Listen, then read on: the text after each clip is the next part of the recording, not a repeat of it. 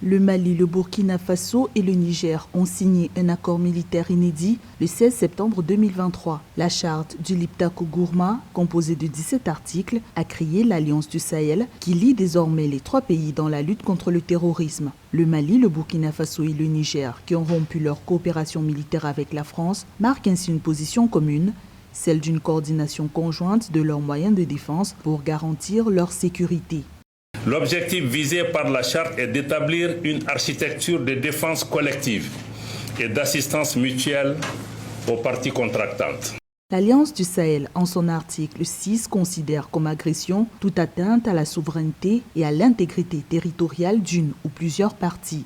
Une clause qui pourrait être enclenchée en cas notamment d'une intervention militaire de la CEDEAO pour le rétablissement de l'ordre constitutionnel au Niger. La charte soumet les États parties à un devoir d'assistance et de secours qui pourrait, si nécessaire, appeler à l'usage de la force.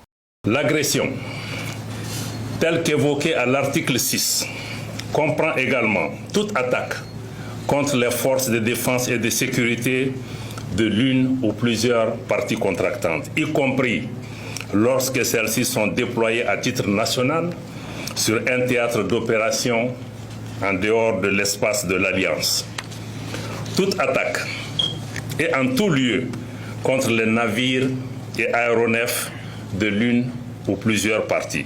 Pour le Niger et le Burkina Faso, le nouvel accord va cohabiter avec leur appartenance au G5 Sahel. Le Mali, lui, s'est retiré du cadre institutionnel du Sahel contre le terrorisme et de sa force conjointe en 2022. Niger, Burkina Faso et Mali scellent une nouvelle alliance militaire dans le Sahel alors que le G5 Sahel a renforcé sa coopération avec l'Organisation du traité de l'Atlantique Nord, l'OTAN, en juin 2023. Ces pays affichent un profond sentiment anti-français qui s'est matérialisé par la rupture de leurs accords de défense avec la France, l'un des États membres de l'OTAN.